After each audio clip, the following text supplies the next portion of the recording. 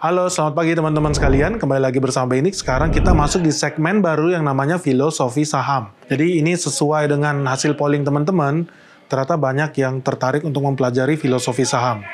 Jadi kita akan memberikan tempat kehormatan bagi video filosofi saham yang pertama untuk investor legendaris yang menurut saya paling normal, paling masuk akal, paling pro retail kalau dibandingkan Warren Buffett, bandar mafia besar. Tempat terhormat ini kita berikan kepada Peter Lynch. Yuk kita langsung let's check this out, filosofi saham bersama Peter Lynch.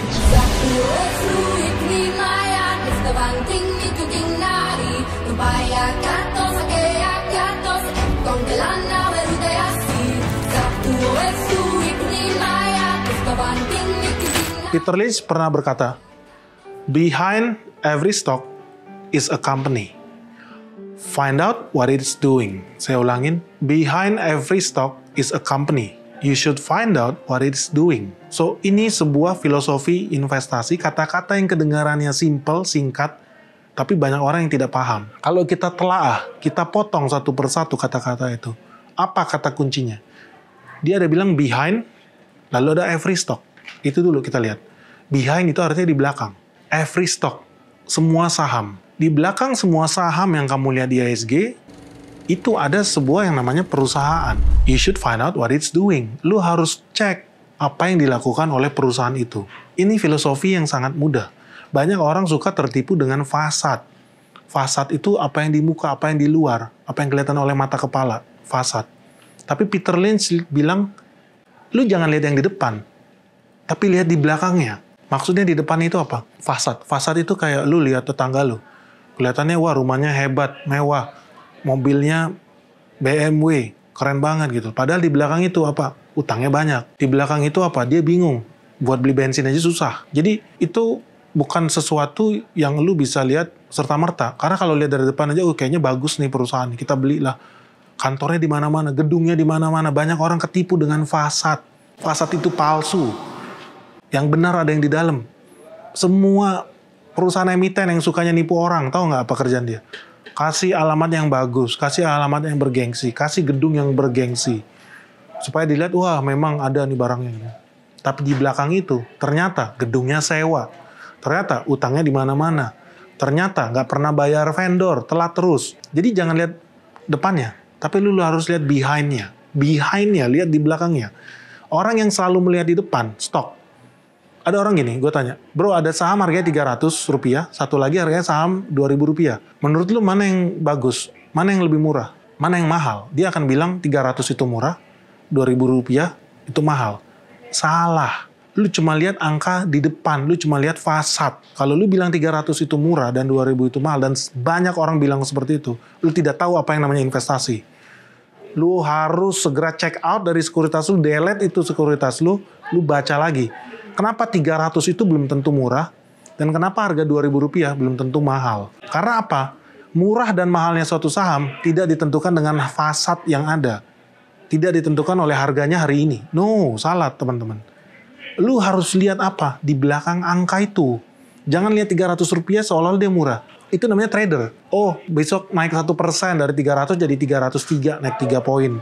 Atau turun 1%, turun 3 poin. Candlestick. Lu lihat chart segala macam, itu fasad dan itu palsu. Sekali lagi ya, itu betul-betul penipuan paling besar di dunia saham adalah apa? Trading, technical analysis, konyol, itu semua palsu gitu loh. Lu percaya yang begitu, lu percaya fasad, cuma lihat fasadnya, oh grafiknya ke sini, oh grafiknya, no. Behind every stock is a company, my friend. Setiap saham yang lu lihat, di belakangnya ada company. Jadi kalau lu lihat, bukan lihat harga sahamnya, lu bukan lihat candlestick-nya, lu bukan lihat charting-nya segala macam. Itu sampah. No, yang lu harus lihat belakangnya, company-nya. Jadi apa? Lihat bisnisnya bagaimana. Pengelolaannya seperti apa? Manajemennya seperti apa? Dia punya keuangan seperti apa? Apakah dia masih aman untuk 5 tahun, 10 tahun ke depan? Cek bagaimana kompetitornya. Jadi ini sebuah kata-kata yang sangat simple, tetapi ini filosofi yang sangat bagus. Kenapa? Karena banyak orang sukanya bukan lihat yang behind, tapi dia lihat yang di depan. Apa yang dilihat oleh mata itu yang menarik buat dia. Banyak orang kejebak. Waktu itu ada sebuah perusahaan properti terkenal dari Jawa Timur.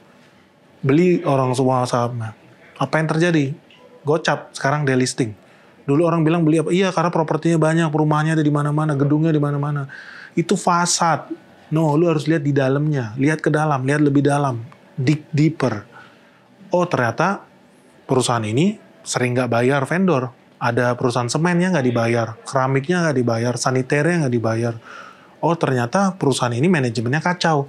Sepupunya jadi manajer keuangan, adiknya jadi manajer personalia, abangnya jadi manajer hukum, kakeknya jadi komisaris. Ini sebenarnya bukan perusahaan TBK, ini perusahaan keluarga. Di dalam orang rebutan maling, jadi semuanya saling maling gitu loh. Itu bukan hal yang bagus untuk lo investasikan duit lo. Tapi kan orang nggak banyak yang mau lihat itu, orang sukanya lihat di fasad. Nah, kata-kata Peter Lynch ini sesuatu yang sangat filosofis dan banyak orang tidak terapkan itu. Banyak orang hanya suka fasad. Jadi buat teman-teman sekali lagi kalau ditanya, kalau kita ngumpul nih, gue ngumpul sama investor-investor top, kita ngopi bareng, yang kita ngobrolin apa? Ada orang kalau ketemu gue nanya gini, Om Ben beli saham apa? Om Ben ini mahal atau murah? Kalau investor yang benar, dia nanya, kita ngumpul gini ngobrolnya gini, Ben menurut lu bisnis ikan tuna 5 tahun lagi gimana? Ben gimana nih harga pakan udah naik? Dari Carun Pokpan harganya udah naik terus nih, menurut lu bagus nggak? Untuk menghasilkan keuntungan perusahaan nggak? Sustainable nggak buat petani? Karena kalau harganya ketinggian, ya mungkin profit Carun Pokpan naik. Tapi apa petani bisa beli? Jangan-jangan petani malah bakar semua lagi. Ganti dia jadi nanam sawit. Siapa yang tahu? Jadi ketika kita bertemu sebagai seseorang investor, kalau ada orang ngomong harga, itu sangat konyol banget. Itu sangat konyol banget. Yang kita omongin adalah bisnisnya. Seperti apa bisnisnya? Seperti apa kompetitornya? Seperti apa partnership-nya? Seperti apa manajemennya? Seperti apa orang-orang di dalamnya? Itu yang dimaksudkan oleh Peter Lynch. Jadi ada salah satu yang bagus di WhatsApp kita, ada teman masih muda padahal, dia bilang ada sebuah perusahaan kaca yang menarik. Kenapa? Dia bilang karena perusahaan mobil yang dari Korea, penjualannya meningkat. Ya kemarin udah naik 100% lebih dibandingkan bulan sebelumnya, which is good. Sebentar lagi dia bakal ngalahin Mitsubishi, sebentar lagi dia akan kalahin Isuzu dan Mazda gitu. Sekarang udah jadi top 5, dan menurut gua itu bagus. Tapi apa yang kita omongin? Yang kita omongin adalah dia pakai kaca merek apa. Sesimpel itu. Jadi asking the right question, you get the right answer. Jangan orang cari jawaban. Ini harganya murah nggak? Ini harganya mahal nggak? Saham ini bagus nggak? Enggak. Tanya bisnisnya. Jadi jangan buang-buang waktu lu. Dengan lu bertanya hal tidak jelas, akibatnya lu dapatkan jawaban yang menyesatkan. Lu tanya ini harganya mahal, lu tanya ini harganya murah, ini saham ini bagus atau enggak. Bisnisnya bagus atau tidak, bisnisnya dikelola dengan baik atau tidak. Itu adalah maksud dari kata-kata Peter Lynch, behind every stock is a company. Find out what it is doing. Find out what it is doing. Lu harus find out apa yang dilakukan perusahaan itu. Ingat ya, jangan kejebak dengan fasad. Yang ada di depan, yang ada di mata kamu, angka-angka dari sekuritas kamu yang menyesatkan. Hati-hati. Lihat yang ada di belakangnya. Kenapa? Karena angka-angka semua ini ada reasoningnya, ada alasannya kenapa dia sekarang bernilai seperti itu. Karena di belakangnya ada perusahaan. Jadi find out what it's doing. Kedengarannya simple, tapi ini sangat filosofis. Kenapa? Kata-kata find out. Find out. Banyak orang nggak mau find out. Ya gue nggak usah perlu lagi bilang sama lo, gue investigasi udah sampai kemana kali gitu ya. Udah dari Sabang sampai Merauke kita investigasi sebuah saham. Jadi kenapa? Karena apa yang dibilang oleh Peter Lynch itu betul-betul gue imani. Masuk ke dalam hati gue praktekkan. Bukan cuma orang baca-baca tapi nggak mau tahu banyak. No. Gue praktekkan dan gue dapet cuan dari situ.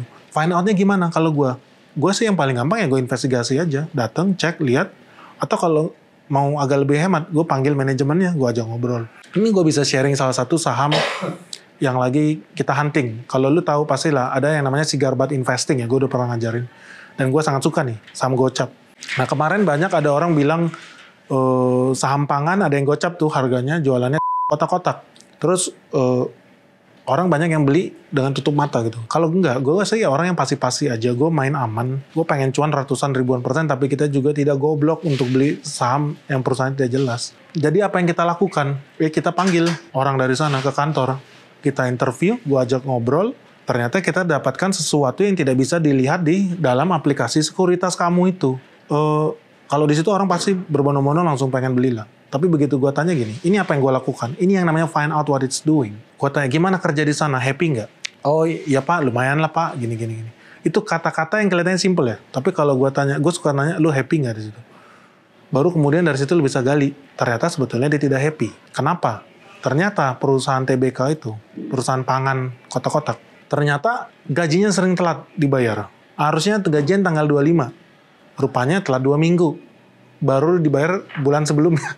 Ini strategi busuk perusahaan nih, biar lama-lama dia itu bisa tempo karyawannya sendiri. Hari ini telat 2 minggu, bulan depan telat lagi 2 minggu. Itu udah untung 1 bulan perusahaan. Tapi yang terbebani siapa? Karyawan. Terus gue tanya, apakah semuanya begitu? Apakah kamu doang yang diperlakukan begitu? Jangan-jangan memang elunya aja kali ada kasus sama perusahaan TBK itu. Oh enggak Pak, semuanya ada begitu. Termasuk manajer, termasuk bagian marketing, bagian sales, bagian keuangan bahkan begitu. Nah ini bahaya guys. Bahaya. Kenapa? Karena bagian keuangan ya, utamanya, itu yang tahu rahasia perusahaan. Dan dia juga biasanya yang melakukan pembayaran. Clearing, dia yang lakukan pencairan cek atau transfer gaji ke pegawai. Lah dia sendiri aja gajinya telah dibayar. Artinya lu udah bisa lihat perusahaan-perusahaan ini menghitung hari. Ini salah satu jenis investigasi investing yang paling gampang dan paling mudah. Lu interview karyawannya, lu interview top manajemennya. Jangan lu pernah ngobrol sama dengan direksinya. Udah pasti ngecap. Apalagi orang sales atau marketing, udah pastilah. Gimana penjualan tahun depan? Oh bagus Pak, tahun kemarin jual berapa? 1.000 rumah, tahun depan 50.000 rumah. Namanya juga orang sales marketing gitu. Apalagi direktur, mana mau dia ngaku. Pasti bilangnya bagus-bagus aja, tahu-tahu dipecat aja. Jadi lu jangan lakukan itu. Selalu tanya dengan yang middle management atau yang low management. Orang biasa gitu loh. Kenapa? Karena mereka biasanya lebih jujur. Biasanya lebih apa adanya. Dia nggak perlu ada agenda politik untuk tutupi kebusukan perusahaannya. Kalau direksi sudah jadi kewajiban buat dia menutupi kebusukan perusahaannya. Normal juga. Jadi ketika itu gue bilang, oke, gaji telah dibayar, ada lagi nggak Pak? Ada Pak. Apa? Gajinya kurang Pak. Maksudnya kurang gimana? Ya katakan untuk contoh aja di sini ya. Saya dijanjikan Pak, gaji saya 3 juta sebulan. Ternyata saya cuma dapat 900.000 sebulan. Nah itu kan udah parah banget. 900.000 sebulan. Gak janjinya 3 juta sebulan. Oke. Oh ini berarti perusahaan udah mau goyang nih. Atau mungkin ada korupsi di dalamnya. Akhirnya saya gali lagi. Kenapa ada perusahaan sekejam itu sama karyawan? Akhirnya dia jujur. Ya Pak, sebetulnya di dalam lagi ada prahara Pak. Lagi ada kasus sama pihak berwajib. Ada kasus korupsi internal. Nilainya lebih dari ratusan miliar. Dari sini kita bisa tahu, ini saham sampah. Ada 16 jenis saham. Lo harus hindari saham Dead Star, lo harus hindari saham sampah. Saham sampah udah pasti auto miskin. Sekali lo beli, lo jadi miskin gitu loh. Nah, banyak orang suka cari-cari di dunia saham ya. Hal-hal yang tidak jelas, ilmu-ilmu nujum lah, ilmu santet, bertapa, berdoa, segala macam. Gimana ya? Ini ilmu yang pasti. Sama seperti perusahaan ini. Kenapa? Karena faktanya perusahaan ini yang kita lagi omongin, perusahaan pangan kotak-kotak itu. Ya sekarang harganya gocap. Dan sebentar lagi akan binasa. Sebentar lagi akan delisting. Jadi buat teman-teman di luar sana, apalagi gue juga bacakan di teman-teman pada bilang, beli saham pangan lagi trending, kita harus beli saham ini. No. Lu menunggu hari kehancuran lu sendiri. Lu akan gali kubur. Dalam hitungan gue mengkalkulasi, at least dalam 7 bulan ke depan, perusahaan ini akan delisting dan bangkrut. Bersama duit lu investor. Dari segala ilmu saham yang paling bagus, itu aturannya cuma 2. Pertama, beli saham yang pasti naik. Yang kedua, hindari saham yang pasti turun. Banyak orang berpikir yang pertama yang paling penting. That's a big mistake, my friend. Yang paling penting nomor 2. Hindari saham yang pasti turun. Jadi ini salah satu investigasi investing. Thank you buat teman-teman yang kemarin udah datang. Kita dapat informasi berharga, pelajaran berharga, kita jadi terhindar dari jebakan Batman, permainan bandar yang sedang menggiring untuk bawa saham-saham sampah seperti itu. Jadi, terima kasih untuk Peter Lynch. Ini filosofi saham yang luar biasa sekali, menyelamatkan hidup saya dan banyak orang, dan membantu kita buat dapat cuan yang lebih sehat di IHSG. Sekali lagi, behind every stock is a company. Find out what it's doing. Semoga bermanfaat. Filosofi saham bersama Benix. Salam sehat, salam cuan. Bye-bye.